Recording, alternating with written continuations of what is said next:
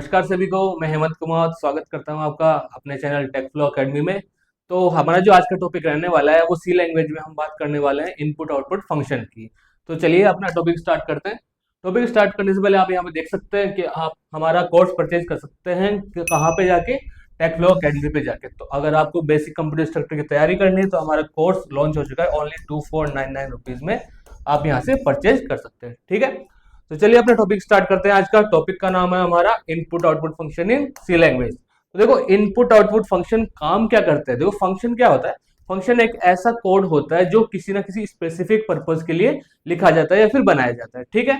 तो अगर मैं बात करूं इनपुट आउटपुट फंक्शन की, यानी क्या मैं कह सकता हूं यहाँ पे ऐसे फंक्शन जिनका काम क्या है, इनपुट लेना और आउटपुट देना। सिंपल सी बात है। तो देखो सी लैंग्वेज में इनपुट आउटपुट फंक्शन का मतलब क्या होता है कि इनपुट का मतलब क्या होता है, ये यूजर से डेटा लेने के लिए काम में आते हैं। इनपुट का मतलब आपको पता है, सिंपल से यूजर जो डेटा देगा वो इंसर्ट करेगा, वो किसके थ्रू लेगा, वो इनपुट फंक्शन के थ्रू डेटा लेगा। और अगर यूजर को स्क्रीन पे कुछ आउटपुट प्रिंट कराना है यानी शो कराना है यूजर को, तो क्या करेगा वो आउटपुट फंक्शन की मदद से अपना आउटपुट शो करेगा। तो आउटपुट फंक्शन क्या करते हैं, ये डेटा को स्क्रीन पर दिखाने के लिए काम में आता है। क्लियर।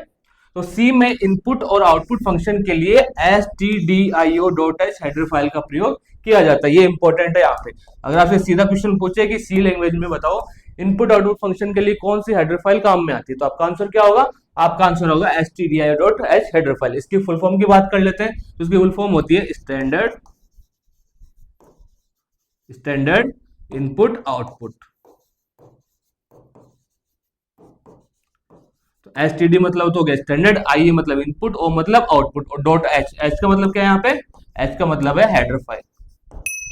Header file clear. और अगर आप लिखोगे कैसे, इंक्लूड कैसे करते हैं, आपको सिंटेक्स पता है ना, हम पहले बात कर चुके हैं, सी आर्किटेक्चर में हमने देखा था। तो ये हेडर फाइल इंक्लूड करने के लिए क्या लिखते हैं हम, हैशटैग इंक्लूड stdio.h और ऐसे एंगल ब्रैकेट क्लोज हो जाते हैं। क्लियर। तो सिंपल सा पहला क्वेश्चन क्या है हमारा कि इनपुट आउटपुट फंक्शन के लिए कौन सी हेडर फाइल काम में आएगी, stdio.h हेडर फाइल काम में आएगी। फुल फॉर्म क्या है इसकी, याद रखना, standard input output header file. Clear.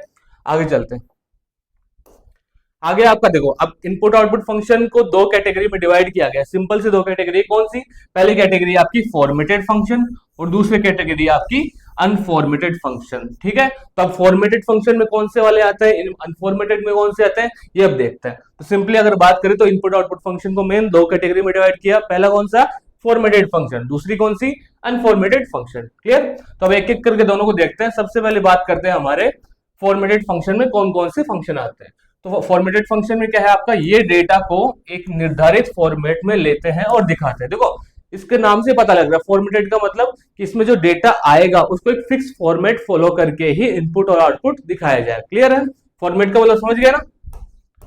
Format का मतलब क्या होता है, एक स्ट्रक्चर होता है, जैसे आपका फॉर्म हो गया, मान लो कोई भी फॉर्म आप भरते हो जब जाके, तो फॉर्म का एक कुछ ना कुछ फिक्स स्ट्रक्चर, फिक्स फॉर्मेट होता है जिसमें आप उसमें लिखते हो। जैसे सबसे पहले नाम आ गया, फिर आपका मोबाइल नंबर आ गया, आपके फादर्स नेम आ गया, यानी एक फिक्स फॉर्मेट होता है उस चीज का। तो फॉर्मेट का मतलब समझ गए, एक फिक्स स्ट्रक्चर को फॉलो करते हुए, फिक्स सिंटेक्स को फॉलो करते हुए वहां पे आपको यहाँ पे इनपुट और आउटपुट देना होता है। क्लियर। तो इनपुट फंक्शन में बात करें कि फॉर्मेटेड फंक्शन में इनपुट कौन सा फंक्शन काम में आता है, वो है आपका स्कैनफ, ठीक है। और मैं बात करूँ आउटपुट फंक्शन की, तो वो कौन सा आपका प्रिंटफ। तो आपसे पूछे कि बताओ स्कैनफ और प्रिंटफ कौन सी कैटेगरी के फंक्शन है, तो आपका आंसर क्या होगा, आपका आंसर होगा फॉर्मेटेड फंक्शंस के अंडर ये आते हैं। क्यों आते हैं, क्योंकि इनमें जो इनपुट और आउटपुट दिया जाता है वो एक फिक्स सिंटेक्स, फिक्स स्ट्रक्चर को फॉलो करते हुए दिया जाता है। क्लियर।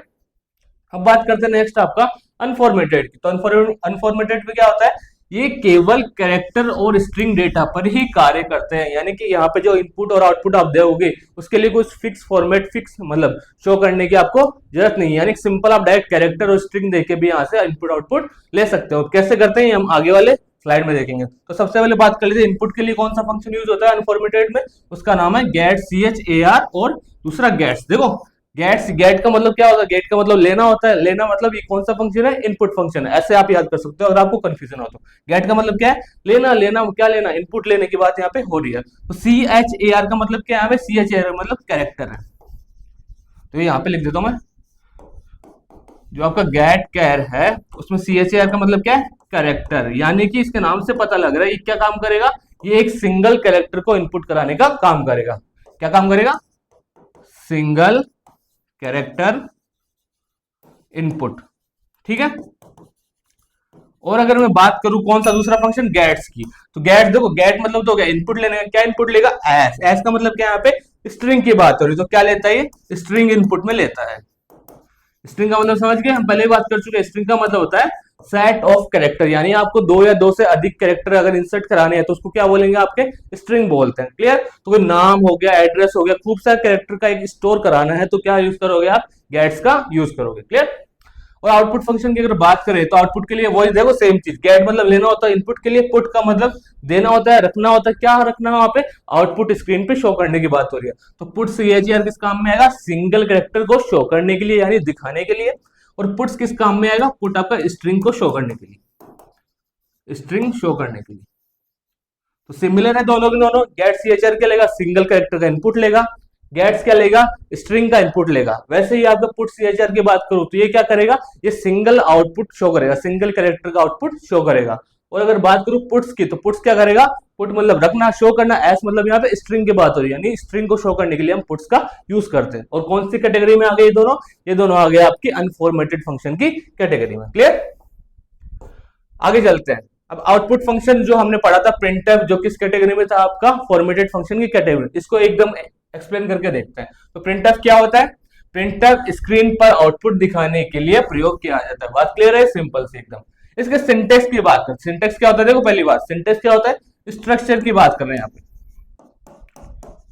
कि जब मैं इसको कोड में लिखूंगा तो इसका कौन सा स्ट्रक्चर में फॉलो करूंगा, उसकी बात हो रही है यहाँ पे। तो प्रिंटफ का कौन सा? सबसे पहले आप क्या लिखोगे? फंक्शन का नाम प्रिंटफ, फिर क्या लिखोगे? Double quotes. ये दोनों क्या? Double quotes. डबल कोट के अंदर क्या आएगी? फॉर्मेट स्ट्रिंग आएगी। उसके बाद आप लगाओगे कोमा, और लास्ट में क्या लिखोगे? वैल्यू। वैल्यू मतलब जो भी आपको प्रिंट करा रहे हैं। यहाँ पे आप डायरेक्ट वैल्यू भी लिख सकते हो, कोई भी इंटीजर वगैरह, या फिर आप वहां पे वेरिएबल का भी यूज कर सकते हो। वेरिएबल यूज कर सकते हो, डायरेक्ट कोई वैल्यू हो वो यूज कर सकते हो। दोनों चीजों का यूज यहाँ पे किया जा सकता है। अब देखो यहाँ पे लिखा फॉर्मेट स्ट्रिंग, ये क्या होता है? इसका मतलब होता है क्या? जो वेरिएबल के साथ जो डेटा टाइप ले रहे हो वो दर्शाने के लिए हम किसका यूज करते हैं?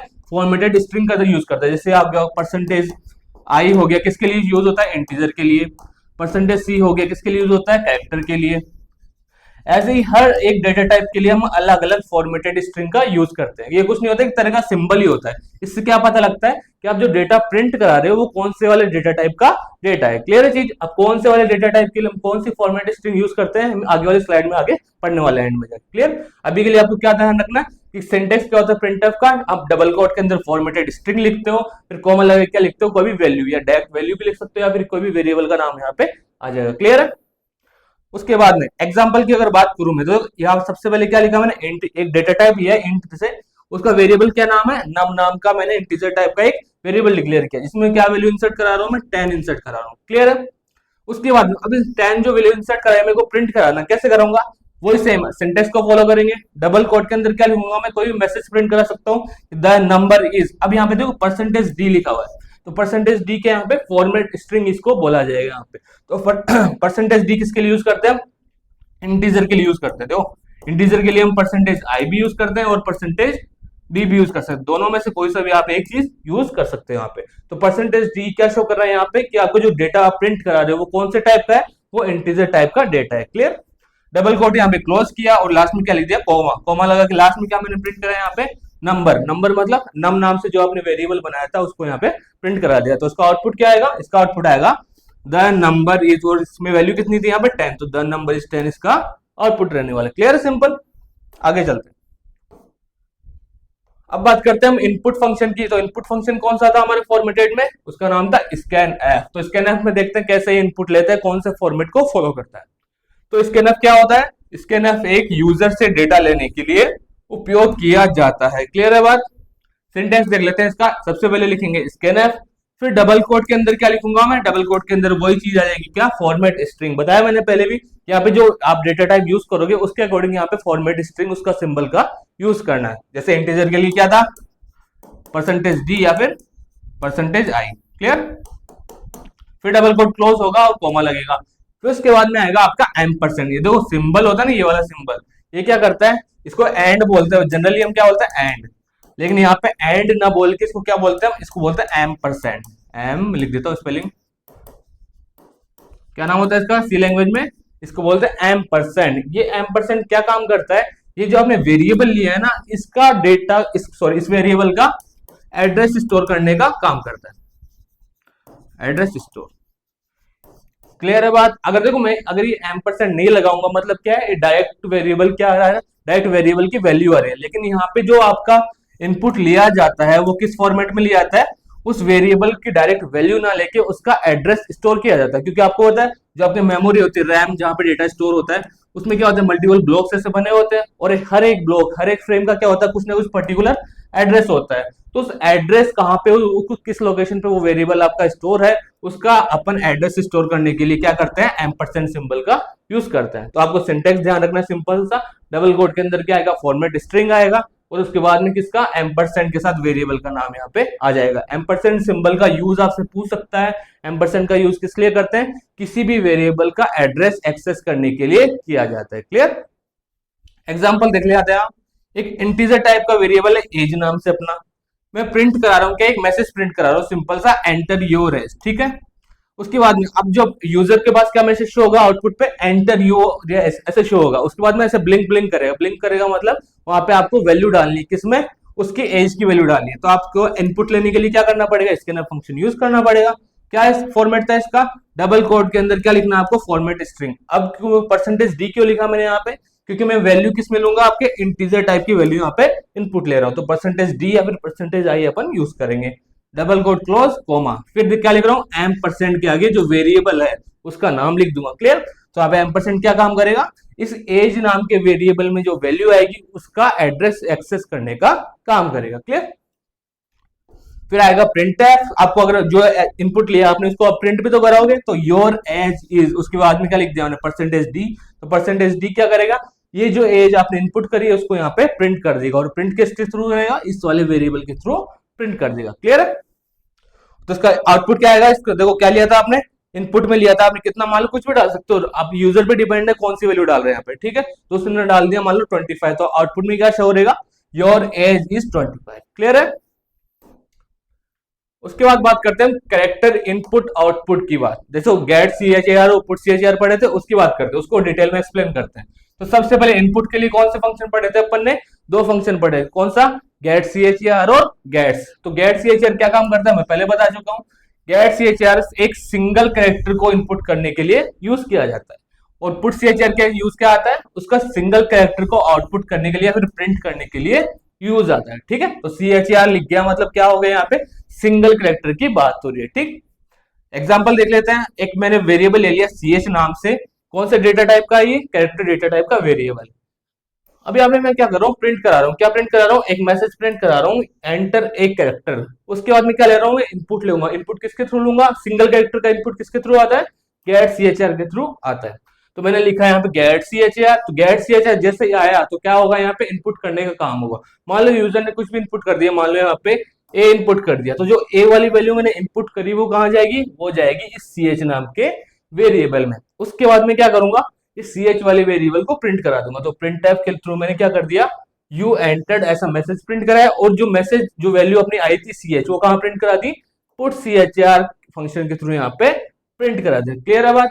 पुट सी एच आर क्यों यूज किया मैंने यहाँ पे, क्योंकि मैं क्या कर रहा हूँ यहाँ पे, only and only one single character he print करा रहा हूँ। अगर मैं खूब सारे कैरेक्टर प्रिंट कराता तो किसका यूज करता, मैं यूज करता आपके पुट्स का।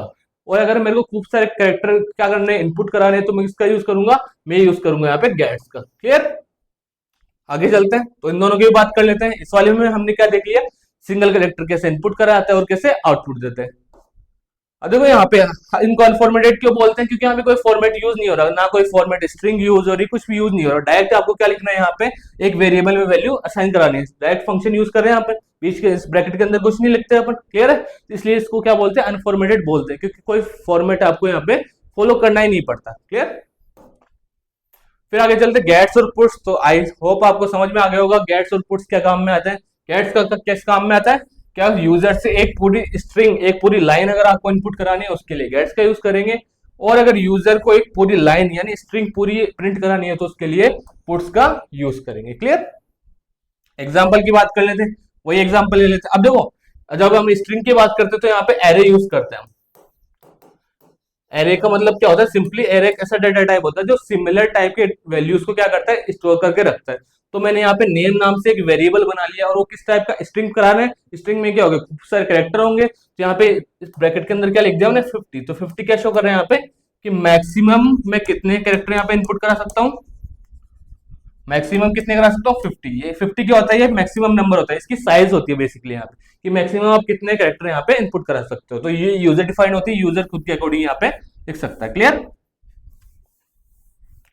आगे क्या कर रहा हूँ मैं, प्रिंटफ में एक मैसेज प्रिंट करा रहा हूँ, एंटर योर नेम। उसके बाद में अब मेरे को इनपुट लेना है, क्या स्ट्रिंग इनपुट लेना है, तो क्या करूंगा, गेट्स का यूज करूंगा। तो जैसे गेट्स लिखा मैंने, उसके अंदर क्या लिख दूंगा मैं, वेरिएबल का नाम, नेम नाम का वेरिएबल था, उसका नाम लिख दूंगा।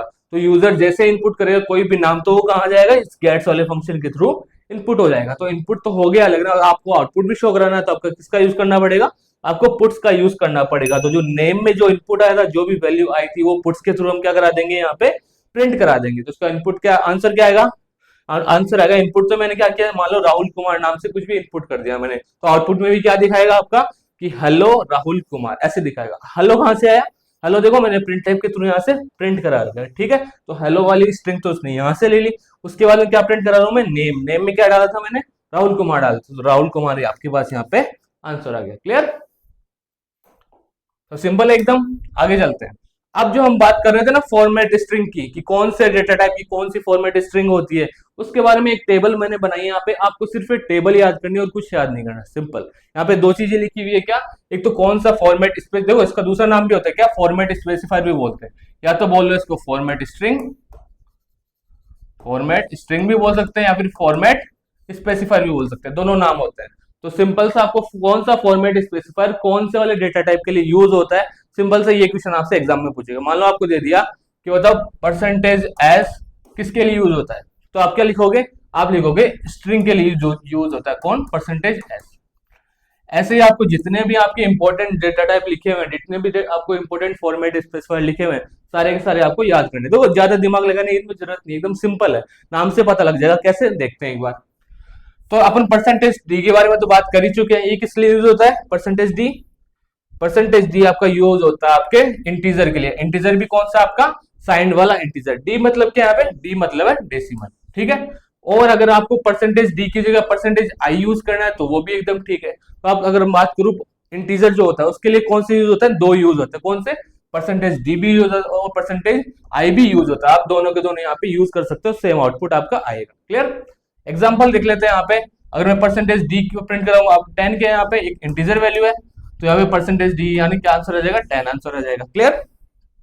और अगर मैं इसका एग्जांपल देखूं, किसका, दूसरे वाले का, तो परसेंटेज आई भी प्रिंट कराऊंगा, तो भी क्या आंसर आएगा आपका, 10 ही आंसर आएगा। तो आपको ध्यान क्या रखना है, कि परसेंटेज डी और परसेंटेज आई दोनों यूज कर सकता हूं मैं इंटीजर डेटा टाइप के लिए। क्लियर। फिर बात करते हैं परसेंटेज यू की। अब यू मतलब क्या है, यहाँ पे यू का मतलब है यहाँ पे अनसाइंड इंटीजर। ये तो किसकी बात होती है यहाँ पे, साइंड इंटीजर। साइंड का मतलब क्या होता है, साइंड का मतलब क्या होता है, प्लस और माइनस दोनों वैल्यू जिसमें काउंट होती है। समझ में आ गई बात। और अनसाइंड का मतलब क्या होता है, जिस देखो साइन मतलब प्लस साइन और माइनस साइन दोनों काउंट करेंगे। अनसाइंड का मतलब, अनसाइंड अपोजिट हो गया ना साइन का, यानी ओनली एंड ओनली यहाँ पे पॉजिटिव वैल्यू ही काउंट होगी। क्लियर है बात। तो अनसाइंड यू मतलब अनसाइंड, तो अनसाइंड के लिए हम क्या यूज करेंगे, परसेंटेज यू यूज करेंगे। क्लियर। उसके बाद में परसेंटेज एफ। अब देखो मान लो इसको नहीं पढ़ा आपने, तो आप खुद कॉमन सेंस से समझ सकते हो यहाँ पे एफ किसके लिए यूज होगा, एफ यूज होता है आपका फ्लोट के लिए यूज होगा। तो अगर आप फ्लोट, फ्लोट का मतलब कोई भी पॉइंट वाली वैल्यू अगर आपको इनपुट करानी है या फिर आउटपुट देना है, तो इसका यूज करना पड़ेगा आपको, परसेंटेज एफ का यूज करना पड़ेगा। तो फ्लोटिंग पॉइंट के लिए इसका यूज किया जाता है। एग्जाम्पल देख लो यहाँ पे, परसेंटेज एफ और मैंने क्या लिखा है 10.5, तो 10.5 का आपका ये आपका पॉइंट वाली वैल्यू है, इसलिए इसको किसके यूज किया हमने, परसेंटेज एफ का यूज किया है यहाँ पे। फिर मैं बात करता हूँ परसेंटेज ई की। परसेंटेज ई क्या दिखाता है, ये दिखाता है आपका साइंटिफिक नोटेशन। साइंटिफिक नोटेशन अपन लिखते हैं ना, जैसे वैल्यूज हो गई कुछ भी, 10 की पावर 2 हो गई, ये सारी चीजें यूज करते हैं ना साइंस वाली जब लैंग्वेज में, उसमें जो कैलकुलेशन होती है उसके लिए किसका यूज करता है, परसेंटेज ई का। अब देखो ई यहाँ पे दो टाइप का है, एक तो आपका लोअर केस में और दूसरा क्या है अपर केस में। तो अगर आपको साइंटिफिक नोटेशन लोअर केस में करना है इनपुट या आउटपुट, तो आप किसका यूज करोगे, परसेंटेज ई, बट कौन सा वाला, लोअर केस वाला। लेकिन अगर आपको साइंटिफिक नोटेशन अपर केस का मतलब कैपिटल लेटर की यहाँ पे बात हो रही है, ये कैपिटल लेटर में करना, तो आप किसका यूज करोगे, परसेंटेज ई, बट कौन से वाला, अपर केस यानी कैपिटल लेटर वाला। क्लियर है यहाँ पे। उसके बाद में परसेंटेज सी, अब नाम से पता लग रहा है भाई साहब यहाँ पे सी का मतलब क्या होता है, कैरेक्टर होता है। तो सिंगल कैरेक्टर इनपुट के लिए हम किसका यूज करते हैं, परसेंटेज सी का यूज करते हैं। फॉर एग्जाम्पल परसेंटेज सी लिखा मैंने यहाँ पे, अब ए क्या है यहाँ पे, सिंगल कैरेक्टर है अपना, तो उसके लिए इसका यूज करूंगा मैं, परसेंटेज सी का यूज करूंगा। उसके बाद परसेंटेज एस की हम बात कर चुके हैं यहाँ पे। परसेंटेज एस किसके लिए यूज होता है आपका, एस मतलब स्ट्रिंग की बात हो रही है, तो परसेंटेज एस यूज होता है स्ट्रिंग के लिए। क्लियर, एग्जाम्पल आपके पास यहाँ पे लिखा हुआ है, परसेंटेज एस लिखा, आप देखो हेलो, हेलो में कितने लेटर है आपके पास, 1 2 3 4 5, 5 लेटर है। 5 लेटर मतलब दो से ज्यादा होते ही क्या हो जाते हैं, स्ट्रिंग बन जाती है। तो इसके लिए किसका यूज करेंगे हम, परसेंटेज एस का यूज करेंगे। फिर आपके पास परसेंटेज पी, अब नाम से पता लग रहा है पी मतलब होता है पॉइंटर, तो पॉइंटर के लिए किसका यूज करेंगे हम, परसेंटेज पी का यूज करेंगे। पॉइंटर होता क्या है आगे क्लास में हम देखेंगे। अगर हम इसको बेसिक डेफिनेशन में दें पॉइंटर की, तो पॉइंटर एक ऐसा स्पेशल टाइप का वेरिएबल होता है जो किसी भी वेरिएबल का एड्रेस स्टोर करने का काम करता है, सिंपल सी। तो परसेंटेज पी यूज करूंगा मैं पॉइंटर के लिए। फॉर एग्जाम्पल परसेंटेज पी और पीटीआर नाम का एक वेरिएबल है जो क्या स्टोर कर रहा है, पॉइंटर वेरिएबल है। क्लियर, परसेंटेज ओ, ये जीरो नहीं है, ये क्या ओ, ओ मतलब क्या होता है, ऑक्टल। आपने नंबर सिस्टम पढ़ा है ना, कितने टाइप के, चार टाइप के नंबर सिस्टम पढ़े हैं, बाइनरी, डेसिमल, ऑक्टल, हेक्साडेसिमल। तो उसमें एक ऑक्टल था, तो परसेंटेज ओ के क्या प्रिंट करोगे, ऑक्टल इंटीजर यहाँ पे प्रिंट करने का काम में आता है। फॉर एग्जाम्पल परसेंटेज ओ लिखा और 10 लिखा मैंने, तो ये क्या है, ऑक्टल वैल्यू को रिप्रेजेंट करता है। वैसे अगर आपको हेक्साडेसिमल वैल्यू प्रिंट करवानी है तो आप किसका यूज करोगे, परसेंटेज एक्स का यूज करोगे। परसेंटेज एक्स किसके लिए यूज होता है, हेक्साडेसिमल इंटीजर के लिए यूज होता है, बट किसमें, लोअर केस में। यहाँ पे देखो दो चीजें आ गई, एक लोअर केस का आ गया और एक अपर केस का आ गया। तो अगर आपको लोअर केस में यानी स्मॉल लेटर में प्रिंट करवाना है तो परसेंटेज एक्स को स्मॉल में लिखो। अगर आपको अपर केस यानी कैपिटल में प्रिंट कराना है तो परसेंटेज एक्स को कैपिटल में लिखो। क्लियर है चीज। उसके बाद आता है आपको परसेंटेज एन, एन मतलब नथिंग, एन का मतलब क्या है यहाँ पे, नथिंग। तो अगर आपको कुछ भी प्रिंट नहीं करवाना, ओनली एंड ओनली आपको काउंट करना है कि कितने वेरिएबल, कितने लेटर आपके आपके इनपुट हुए, तो आप किसका यूज करोगे, परसेंटेज एन का यूज करोगे। तो इट प्रिंट्स नथिंग, ये कुछ भी प्रिंट नहीं करता, एन मतलब नथिंग यहाँ पे। और क्या करता है, स्टोर करता है कैरेक्टर काउंट को, कि कितने कैरेक्टर आपने इनपुट करवाए। क्लियर, इसका सिंटेक्स देख लेते हैं अपन कैसा होता है, परसेंटेज एन और यहाँ पे एन परसेंट के साथ क्या करेंगे, वेरिएबल का यूज करेंगे। क्लियर, लास्ट में आता है आपको कौन सा, परसेंटेज। परसेंटेज देखो, डबल परसेंटेज का मतलब क्या है यहाँ पे, ये एक परसेंटेज तो क्या शो कर रहा है, ये फॉर्मेट स्ट्रिंग है या फिर फॉर्मेट स्पेसिफायर है, और दूसरा परसेंटेज क्या शो कर रहा है यहाँ पे, दूसरा परसेंटेज शो कर रहा है कि यहाँ पे परसेंटेज सिंबल आपको प्रिंट करना है। तो अगर आपको परसेंटेज सिंबल को प्रिंट करना है तो आप किसका यूज करोगे, परसेंटेज यानी दो बार यूज करोगे। यहाँ पे देखो पहले वाले का मतलब क्या है, पहले वाला परसेंटेज तो क्या शो कर रहा है सब में, कि क्या है, ये फॉर्मेट स्पेसिफायर है, और दूसरा वाला परसेंटेज जो हमें प्रिंट करना है उसकी बात कर रहा है। तो परसेंटेज सिंबल को प्रिंट करने के लिए हम परसेंटेज का यूज करते हैं। देखो इंपॉर्टेंट है ये वाला, लास्ट वाला जो है ना परसेंटेज, ये इंपॉर्टेंट है। क्यों इंपॉर्टेंट है, क्योंकि आपसे एग्जाम में ये डायरेक्ट क्वेश्चन पूछ सकता है। कैसे, कि आप बताओ परसेंटेज ऐसे लिख के दे दिया और बताओ कि इसका आउटपुट क्या होगा। तो आपको क्या आउटपुट बताना है, इसका आउटपुट क्या होगा, कि प्रिंट कर देगा, किसको प्रिंट कर देगा, परसेंटेज सिंबल को प्रिंट करने के काम में है। सिंपल, क्लियर है बात। तो ये था हमारा किसका टॉपिक, हमारा इनपुट आउटपुट फंक्शन का ये टॉपिक था। तो अगर आपको इसमें कुछ डाउट है तो आप नीचे कमेंट सेक्शन में लिख के बता सकते हैं। मिलते हैं नेक्स्ट वीडियो में, तब तक के लिए थैंक यू सो मच।